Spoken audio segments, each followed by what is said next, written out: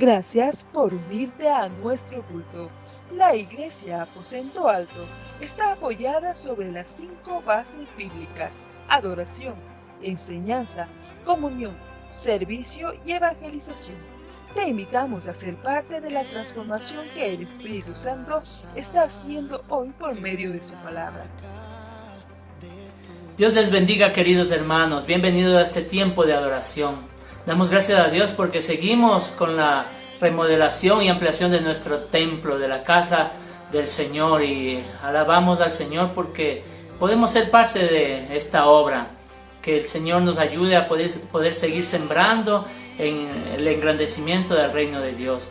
También estamos orando por los hermanos que están atravesando necesidades y problemas de salud. Queremos decirles que estamos juntos apoyándoles y que vamos a seguir clamando hasta ver la gloria de Dios en nuestras vidas. Que cada mujer, que cada varón, que cada joven y cada niño sienta la presencia del Señor, abrazándonos, consolándonos, levantándonos. Este es el día que hizo el Señor. Nos gozaremos y nos alegraremos en Él. Bienvenidos.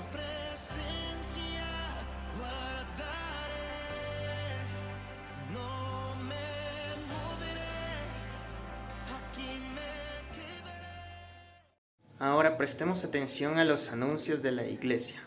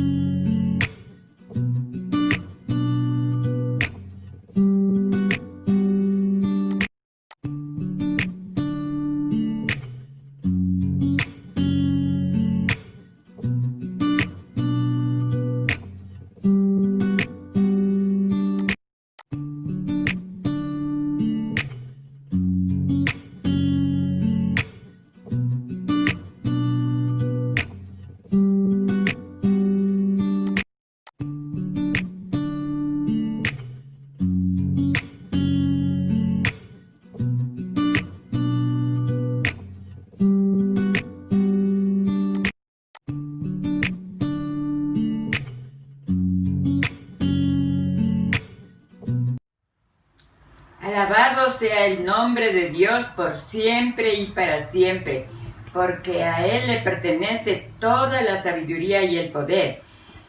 Él controla el curso de los sucesos del mundo. Él quita reyes y pone reyes. Da sabiduría a los sabios y la ciencia a los entendidos. Buenos días, queridos hermanos, querida familia. Estamos aquí nuevamente para agradecerle al Señor por la vida, la salud, todo lo que Él nos ha dado. Y en medio de estos tiempos peligrosos en los que vivimos, no podemos dejar que los temores y las angustias se apoderen de nosotros, porque el Señor es el que controla el curso de todos los sucesos del mundo. Así que si nuestro Padre controla los sucesos del mundo, entonces tenemos que andar en esa fe y en esa confianza de que el Señor es nuestro Padre y Él nos sustentará hasta el último día. Querida familia, que Dios nos bendiga, nos ayude y que podamos entender que sus planes, sus propósitos se cumplen y se cumplirán, y que nosotros podamos cumplir el propósito que Dios tiene para cada una de nuestras vidas. Bienvenidos. Buenos días, queridos hermanos. Les damos un saludo muy grande. En el Ministerio de Damas estamos a cargo del culto del día de hoy. Damos gracias al Señor por este tiempo que vamos a tener. También mis hermanos quería compartirles que este domingo es el día de la Reforma Protestante. Este día nace la Iglesia Evangélica. Este día es un día de gozo, de alegría. Mis amados hermanos, también quiero dar un saludo y un abrazo muy fuerte a nuestro querido pastor Marcelito Chávez, a su esposa y también a nuestro querido pastor Pavel, a Ruth. Que el Señor les siga colmando bendiciones, fortaleciendo su vida, cuidándoles, protegiéndoles en cada paso que ellos den. Mis hermanos queridos, les animamos como grupo de damas, les animamos, mis hermanos, a que no demos nuestro pie al costado, que sigamos adelante, que sigamos teniendo esa comunión con el Señor y andemos en fidelidad hacia Él. Mis queridos hermanos, también este domingo celebramos algo muy, muy grande, que el Señor nos permite una vez más este domingo, 1 de noviembre, nos permite y nos da ese privilegio de tener la Santa Cena. Le damos gracias al Señor porque podemos tomar la Santa Cena. Mis hermanos queridos, y sigamos. Pero como ustedes ven, el templo está muy hermoso, me llena de alegría y eso nos tiene que motivar, hermanos, a seguir aportando para la casa del Señor, para que esta obra se termine, que esta obra quede terminada. Mis queridos hermanos, le damos gracias al Señor por este día y por este tiempo. Amén. Mis hermanos, vamos a inclinar nuestro rostro y vamos a dar gracias al Señor y poner este tiempo en sus manos. Así que inclinemos nuestros rostros y oremos. Padre bendito, en el nombre de Cristo Jesús, nos ponemos ante su presencia, mi amado Dios, para agradecerle cada una de sus bendiciones, para agradecerle, bendito Padre, todo lo que ha hecho en nuestras vidas, todo lo que ha hecho con cada uno de nosotros. Gracias, Señor, por protegernos, por guardarnos, por darnos la vida, por darnos la salud y para estar en este tiempo en su casa, mi amado Padre. Gracias le damos infinitas y le dejamos este tiempo, este culto en sus preciosas manos. Bendíganos en el nombre de Cristo Jesús. Amén. Leamos la palabra de Dios en el Salmo 84 que dice así: Cuán amables son tus moradas, oh Jehová de los ejércitos. Anhela mi alma y aún ardientemente desea los atrios de Jehová. Mi corazón y mi carne cantan al Dios vivo. Aún el gorrión halla casa y la golondrina nido para sí, donde ponga sus polluelos, cerca de los altares, oh Jehová de los ejércitos. Rey mío y Dios mío, bienaventurados los que habitan en tu casa. Perpetuamente te alabarán. Bienaventurado el hombre que tiene en ti sus fuerzas, en cuyo corazón están tus caminos. Atravesando el valle de lágrimas, lo cambian en fuente. Cuán la lluvia tiene los estanques, irán de poder en poder, verán el Dios de Sión. Amén. Amén.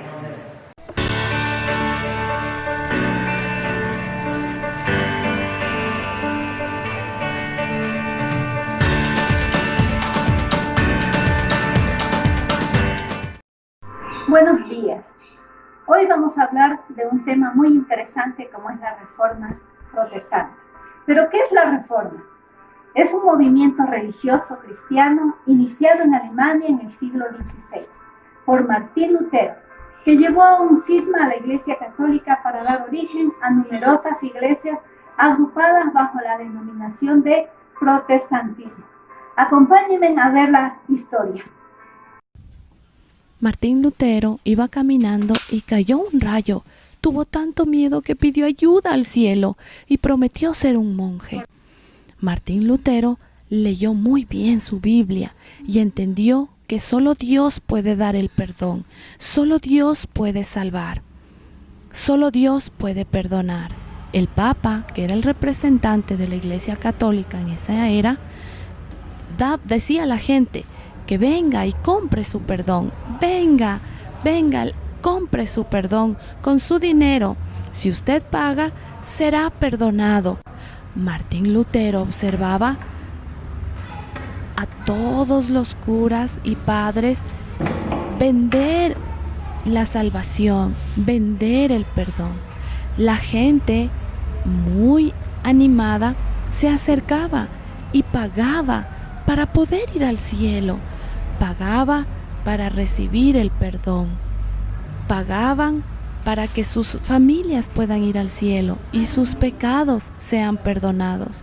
Entregaban todo su dinero a cambio de este perdón. La Iglesia Católica hizo mucho dinero, lo cual no era correcto. Martín Lutero, en la puerta de la iglesia, colocó la verdad. Solo en Jesús hay perdón.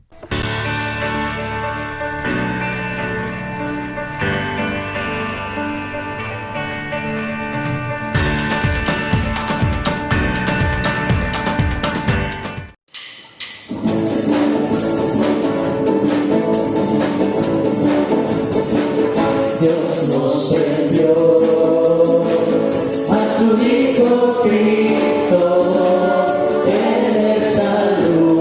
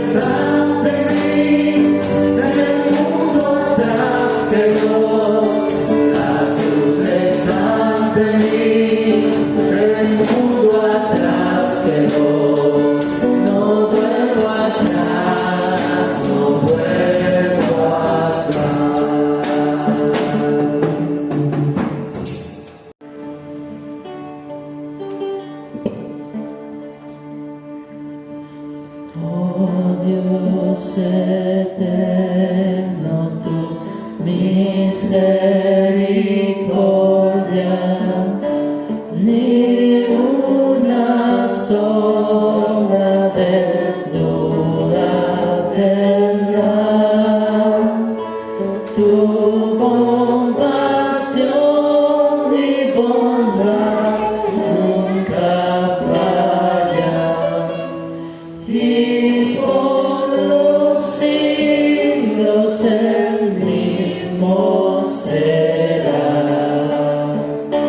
Oh, tu fidelidad, oh, tu fidelidad, cada momento la veo en mí.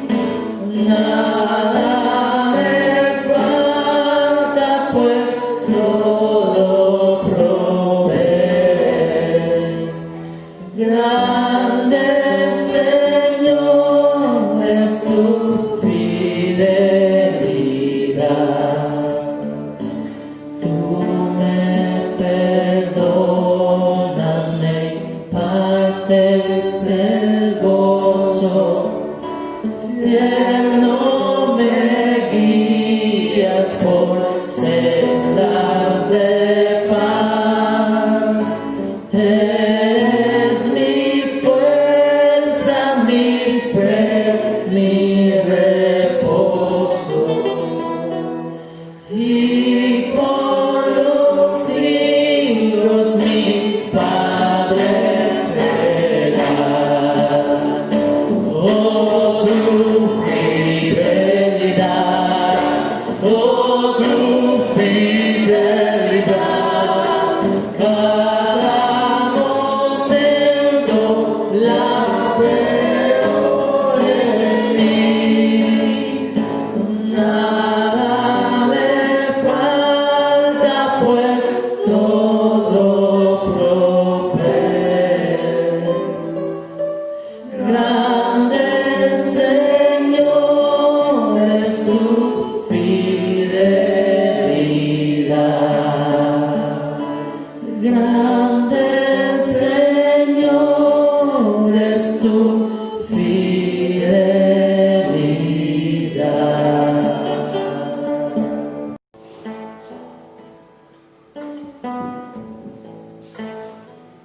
Señor mi Dios, al contemplar los cielos, el firmamento y las estrellas, sí, al oír tu voz en los potentes truenos y ver brillar al sol en su cenit. Mi corazón entona la canción, cuán grande es Él, cuán grande es Él. Mi corazón entona la canción, cuán grande es Él, cuán grande es Él. Cuando el Señor me llame a su presencia, al dulce hogar, al cielo de esplendor, le adoraré, cantando la grandeza de su poder y su infinito amor. Mi corazón entona la canción, cuán grande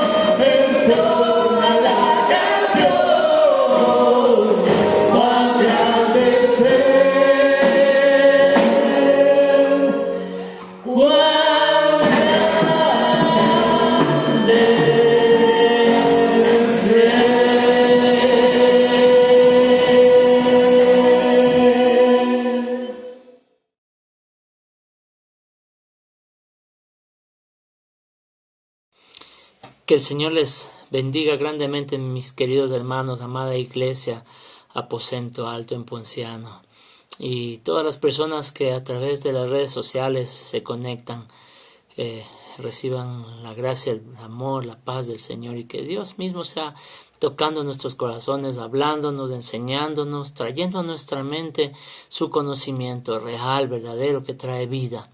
Hoy, 1 de noviembre del 2020, ya estamos por terminar este año. Ha pasado el año tan rápido, han ocurrido tantas cosas, pero queremos recordar que el 31 de octubre, es decir, el día de ayer, se recordó a nivel mundial el Día de la Reforma Protestante, el día en el que nace la Iglesia. Así es que yo quiero compartir con ustedes un pequeño texto sobre qué es el Día de la Reforma, cómo se dio, cuáles fueron las causas y qué cosas se hicieron y se dijeron para reformar, qué cosas eran necesarias reformar. Ustedes saben que la iglesia cristiana nace con Jesucristo, y a los cristianos se les llamó por primera vez cristianos en Antioquía, dice la Biblia en el libro de Hechos. Así es que nace la iglesia cristiana y luego Jesucristo asciende a los cielos, se quedan los apóstoles de Jesús a enseñar, a predicar, y luego ellos fallecen. Y luego se queda un grupo de gente a quienes se les llamaba los padres de la fe. Estos eran discípulos directos de los apóstoles. Y ahí, luego cuando fallecen estos padres de la fe, nace la iglesia cristiana con el Imperio Romano. Así es que aproximadamente en el año 300, 200 después de Cristo, con el emperador Constantino se establece el Imperio Romano, y la religión cristiana se impone a todo el Imperio Romano. Así que todos eran cristianos en ese tiempo. Había una sola iglesia cristiana, una sola religión cristiana que fue impuesta a todo el Imperio Romano. Así es que pasaron los años y la iglesia empezó a contaminarse, la iglesia empezó a enfermar y hacer cosas indebidas, cosas que nunca debía haber hecho. La iglesia como tal, una sola iglesia, una iglesia universal, católico significa universal, así es que la iglesia que existía en aquel tiempo era la iglesia católica romana del Imperio Romano. Así nace la iglesia, y un cura, un sacerdote, este monje agustino, Martín Lutero, él empezó a decir y hacer las cosas que la iglesia estaba equivocada, estaba haciendo mal. Este monje agustino, Martín Lutero. Así es que el movimiento de la Reforma Protestante comienza con este hombre más o menos en el año 1517. El movimiento de la Reforma es una parte importante de la historia cristiana. Fue el origen de una serie de cambios necesarios para la Reforma Católica. Este movimiento se originó en el siglo XVI, instigado por la necesidad de mejorar la iglesia cristiana. Comenzó exactamente en el año 1517, cuando Martín Lutero publicó sus famosas 95 tesis, una pieza muy polémica que abordaba cuestiones relacionadas con las indulgencias de la iglesia católica. Lutero desempeñó un papel fundamental en esta reforma protestante. Desafió a la autoridad del papado al afirmar que la Biblia era la única fuente de autoridad religiosa, no el Papa. Lutero creía que la salvación solo se podía adquirir a través de la fe en Jesucristo y no requería necesariamente de la asistencia de la Iglesia. Esta reforma avivó el descontento entre los católicos de todo el mundo. Martín Lutero dice que él empezó a leer el libro de Romanos y eso le cambió la vida. En el año 1516 y en 1517, Johann Tetzel, un fraile dominico que sirvió como comisionado de indulgencias papales, fue enviado por la Iglesia Católica a Alemania con el fin de vender indulgencias para conseguir dinero para la reconstrucción de la Basílica de San Pedro en Roma. Las indulgencias se referían a la reducción de la pena por el perdón de los pecados. Lutero protestó por la práctica de la venta de indulgencias en un escrito enviado al arzobispo el 31 de octubre de 1517. Lutero adjuntó una copia de las controversias que para él suscitaban dichas indulgencias, lo que luego se convirtió en las famosas 95 tesis. La tesis número 86 era toda una declaración, porque decía: ¿por qué no el Papa, cuya riqueza es mayor que la de cualquier rico, no construye la Basílica de San Pedro con su propio dinero en vez de con el dinero de los pobres creyentes? Para Lutero el perdón era solo un favor de Dios. La venta de las indulgencias y las absoluciones no eran aceptables. Los cristianos debían ganarse su salvación en el seguimiento a Cristo, no por la compra de las indulgencias. Lutero colgó una copia de sus 95 tesis en las puertas de la iglesia del castillo de Wittenberg, el mismo año y el mismo día que había redactado la carta que hoy se considera el origen de la Reforma Protestante. En 2 semanas sus tesis recorrieron toda Alemania y en un mes ya se conocían en toda Europa. Lutero fue rápidamente seguido por Calvino y Zwingli. Este último comenzó su protesta en Suiza, casi al mismo tiempo que Lutero en Alemania. Después de la excomunión de la iglesia de Martín Lutero, los escritos de Calvino ayudaron a impulsar el movimiento en Suiza, Escocia, Hungría, Alemania y el resto de Europa. Zwingli y Calvino fueron apoyados por los ayuntamientos de Zúrich y Ginebra. Comenzaron a gestarse los grupos protestantes, como los luteranos, calvinistas, presbiterianos, anglicanos y anabaptistas. Todos estos grupos que acabo de mencionar son grupos de las iglesias evangélicas protestantes de aquella época, que hoy por hoy para nosotros son nombres hasta complicados. Sin embargo, ellos también son iglesia evangélica protestante. A principios del siglo XVI, todas las personas importantes dentro de la iglesia estaban clamando por reformas. Había corrupción, los puestos eclesiásticos se podrían comprar y vender. Muchos sacerdotes eran adúlteros, borrachos e ignorantes de las escrituras, no sabían nada de la escritura. Martín Lutero lee en el libro de Romanos: mas los justos por la fe vivirán. Esa fue la connotación evangélica de Martín Lutero. No quiso fundar una nueva iglesia, sino debatir sobre prácticas condenables en el papado romano. La gracia y la misericordia de Dios son gratuitas, dijo, contra las indulgencias, es decir, contra la compra de estos edictos papales que absorbían pecados siempre que se pague dinero para dar más lujo a la Basílica de San Pedro. Lutero decía: predican que tan pronto suene la moneda que se echa en la caja, el alma del muerto sale volando del purgatorio y se iba cerca de Dios. Esto solo es lucro y avaricia. Con el cristianismo evangélico protestante surge una nueva forma de relación con Dios, pero también una revolución de la estructura social y la construcción política. Lutero predica la libertad de creencias y en consecuencia la libertad de pensamiento. Los protestantes creen que la salvación no depende de las obras sino de la fe. Solo tienen 2 órdenes: el bautizo y la Santa Cena. Respecto de la Biblia, Martín Lutero decía que hay que tener el valor de usar la propia razón. Con la traducción de la Biblia al idioma alemán popular, el que hablaban las personas.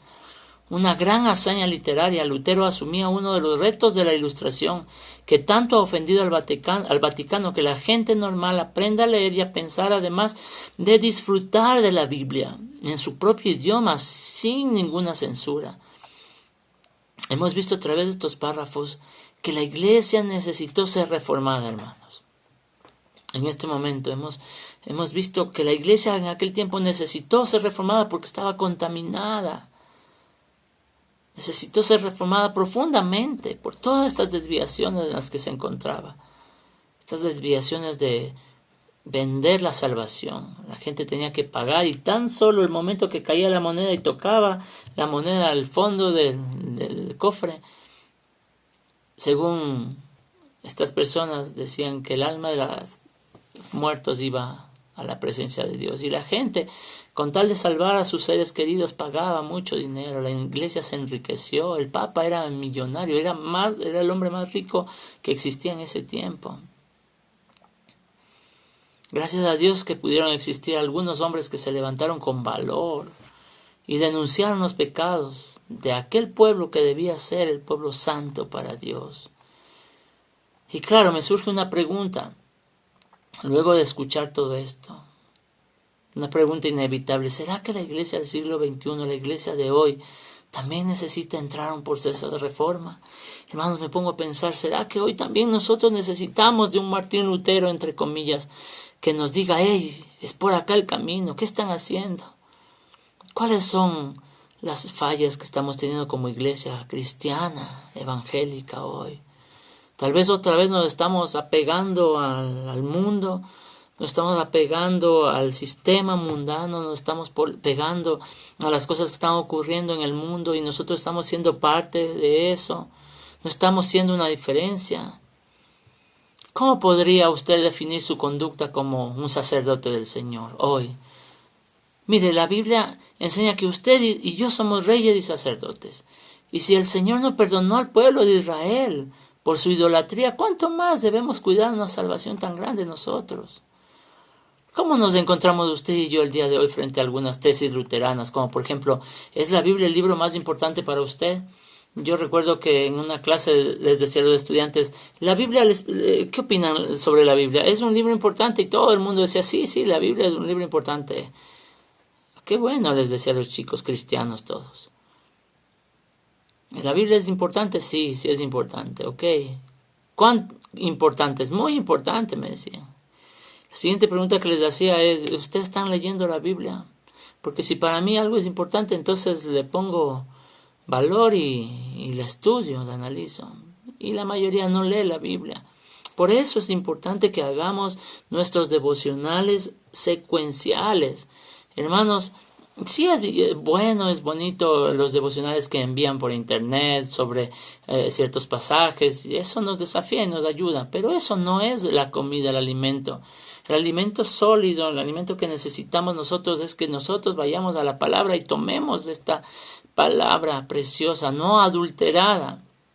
El mensaje no está adulterado. ¿Dónde? En la Biblia directamente, porque ahí no hay conceptos de nadie. Entonces, por eso es necesario que estudiemos y conozcamos la Biblia. No nos quedemos con lo que nos dicen solamente.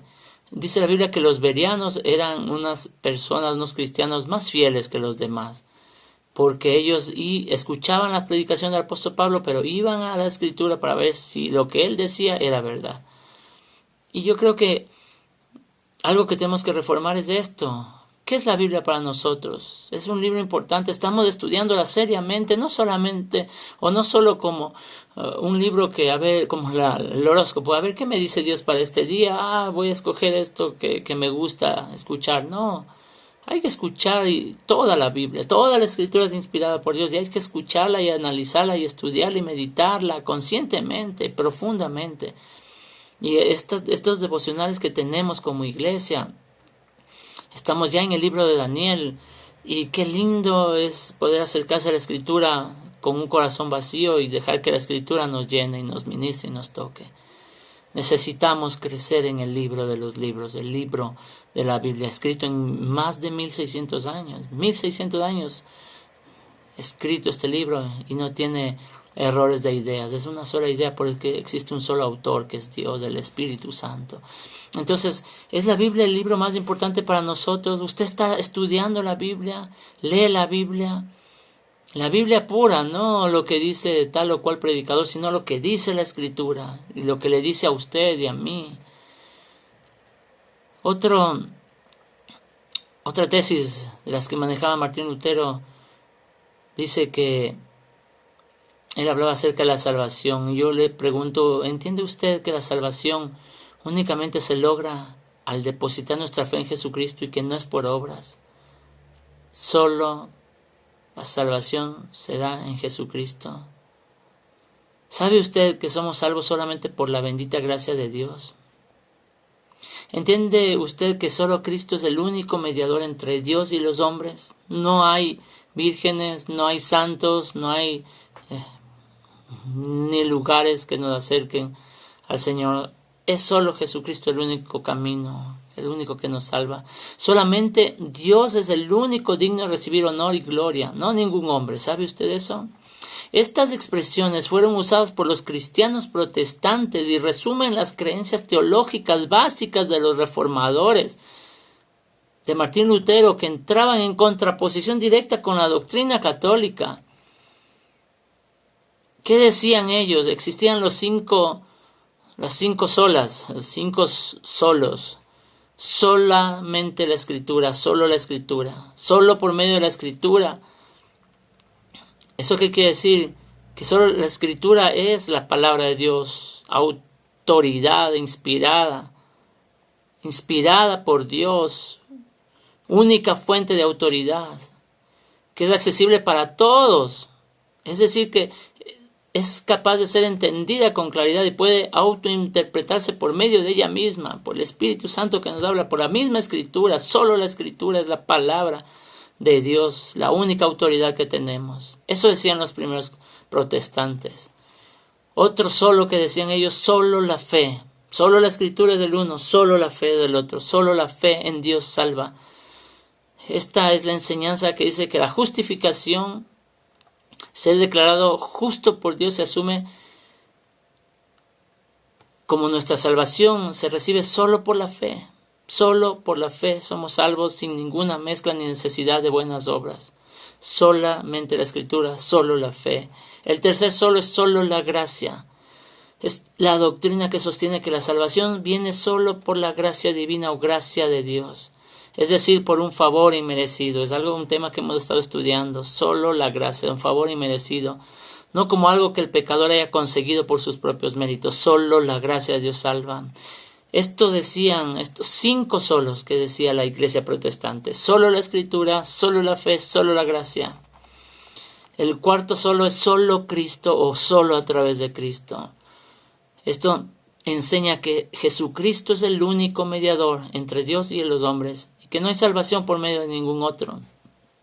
Solo Jesucristo salva.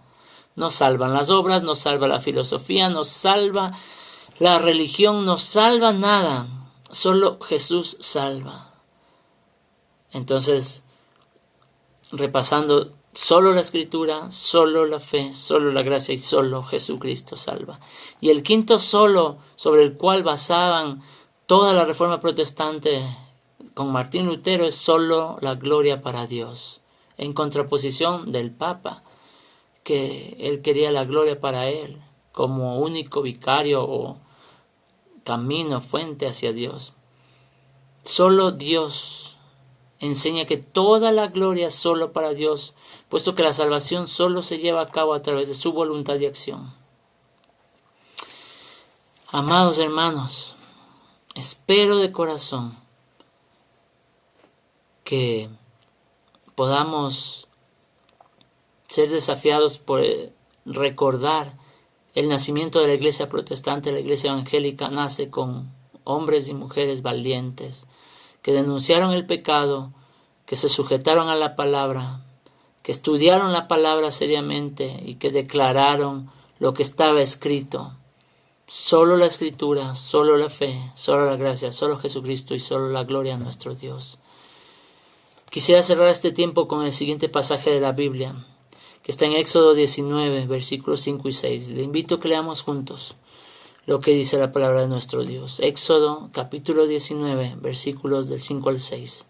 Dice: ahora pues, si en verdad escuchas mi voz y guardas mi pacto, serás mi especial tesoro entre todos los pueblos. Serás mi especial tesoro entre todos los pueblos, porque mía es toda la tierra, y ustedes serán para mí un reino de sacerdotes y una nación santa. Estas son las palabras que se les dirá a los hijos de Israel. Serán ustedes para mí un reino de sacerdotes y una nación santa. Ese es el anhelo del Señor para su pueblo, para su iglesia.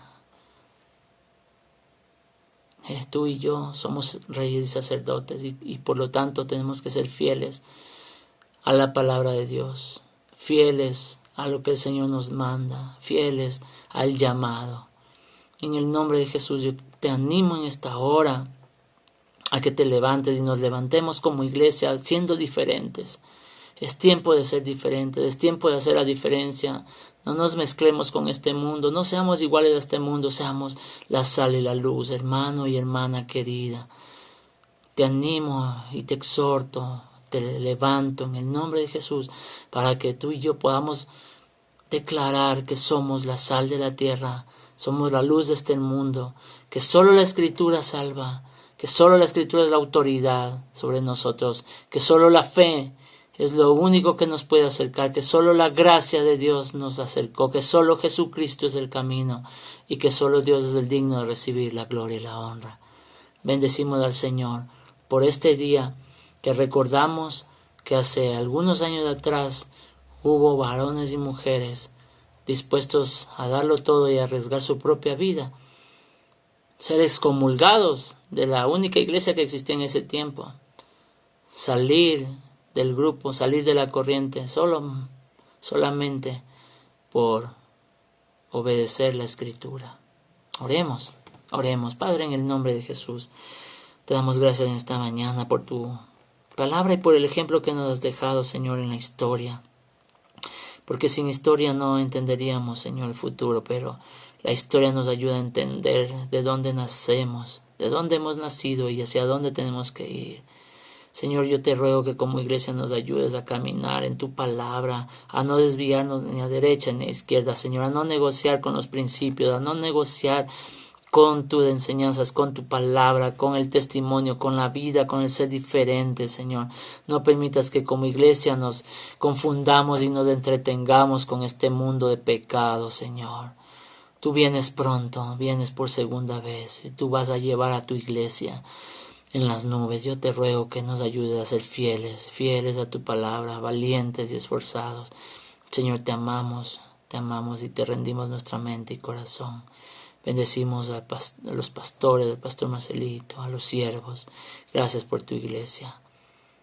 Señor, que venga tu reino y ayúdanos a poder proclamar y anunciar tu verdad a las naciones. En el nombre de Jesús. Amén. Amén. Hermanos queridos, el Señor les bendiga grandemente. Qué gusto estar una vez más juntos este día domingo, el día del Señor, para alabarle y para también compartir de la mesa del Señor. Jesucristo nos está invitando a ser parte de su mesa. Así es que acerquémonos pues confiadamente a su trono de gracia para alcanzar gracia y misericordia para el oportuno socorro. Oremos. Oremos, mis queridos hermanos. Bendito Dios, en esta mañana que usted nos ha dado la vida, Padre Santo, y nos ha invitado a esta mesa sin ser merecedores, bendito Dios, pero lavados y justificados por la sangre de nuestro Señor Jesucristo. Le agradecemos, bendito Padre, y nos unimos con cada uno de nuestros hermanos, disponiendo en nuestra mente y en nuestro corazón lo que vamos a hacer. En el nombre del Señor Jesús oramos para que su Santo Espíritu sea dándonos la dirección. Amén.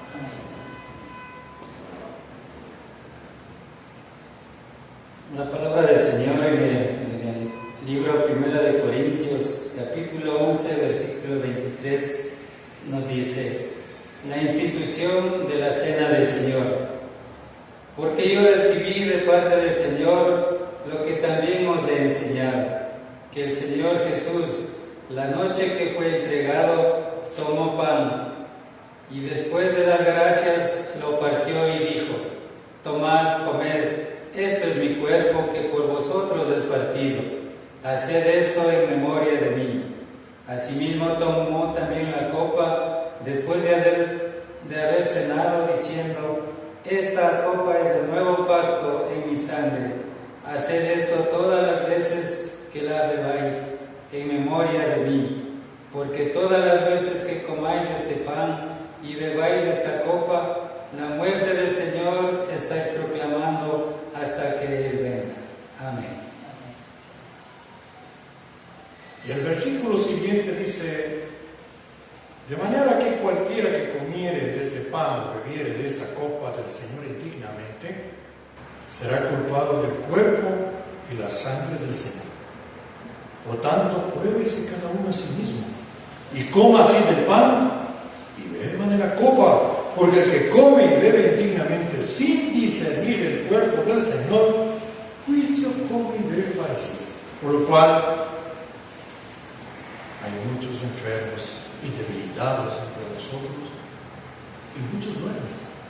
Si pues nos examinásemos a nosotros mismos, no seríamos juzgados.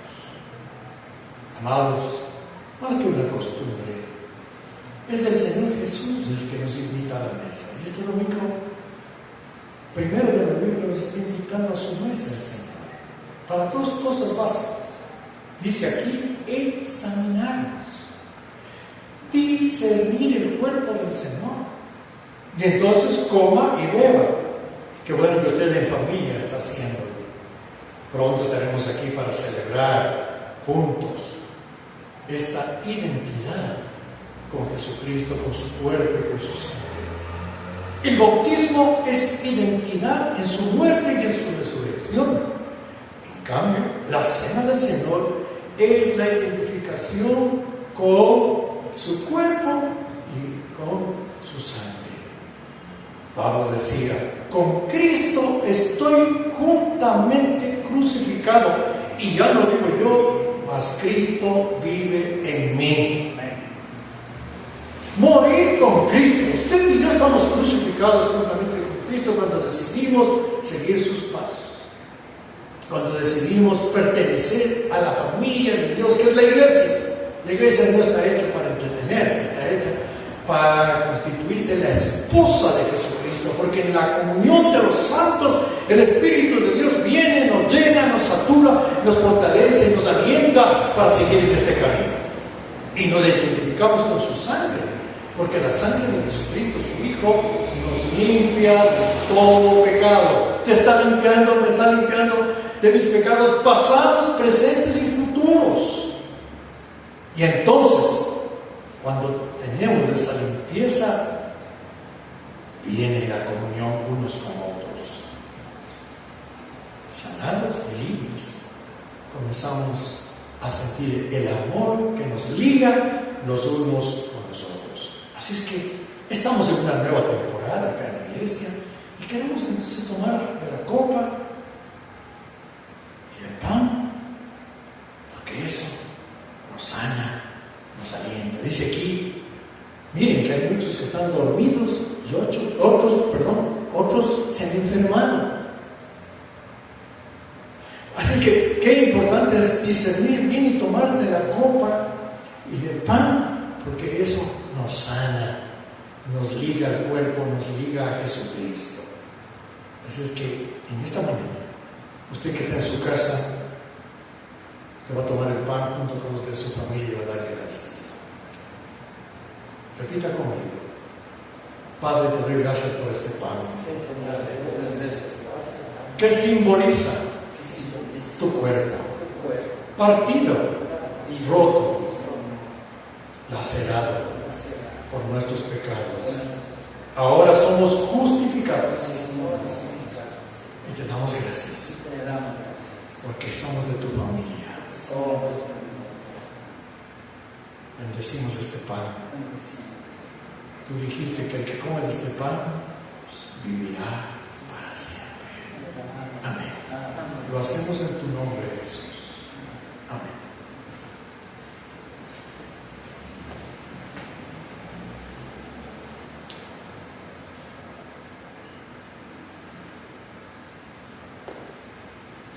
Tomamos el pan juntos. Este es mi cuerpo que por vosotros es partido. Son las palabras que resuenan. Comamos, liguémonos, identifiquemos con el sufrimiento y la muerte de Jesús. Amén.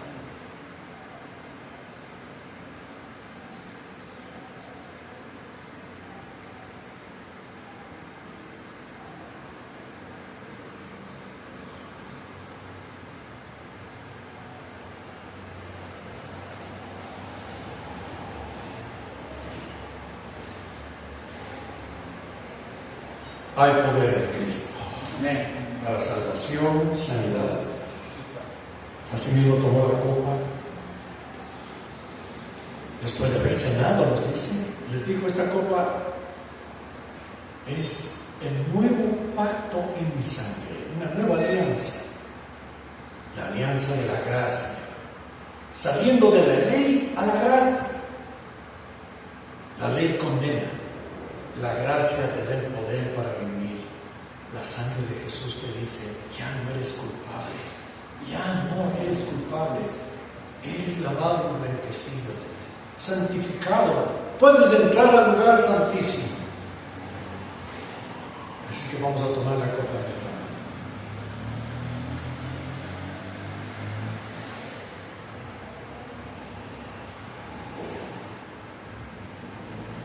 Y con sencillez de corazón, como le gusta al Señor, cuando estamos necesitados, entonces viene la sanidad. Según usted está enfermo del corazón, del alma, resentimientos, temores, dudas, reclamos, hoy es día de dejar el altar de Dios. Si usted está enfermo del cuerpo, igualmente, ponga su enfermedad, dígale: Señor, quita esta aflicción de mi cuerpo, sana mi mente y mi corazón, sana mi familia, toca a mis hijos y mis hijas, toca a mis padres y envía sanidad. La sangre de Jesucristo, su Hijo, nos limpia de todo pecado. Bebamos recordando el sufrimiento y el dolor de Jesús. Amén.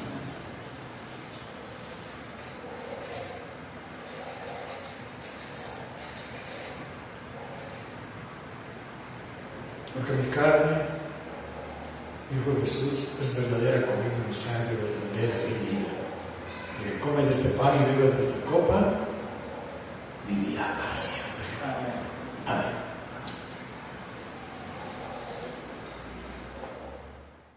Gracias por compartir este tiempo con nosotros.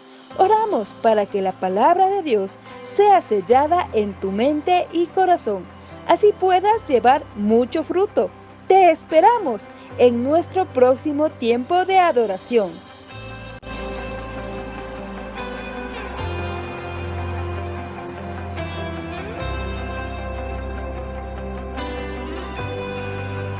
Entra en mi casa el arca de tu presencia. Entra en mi casa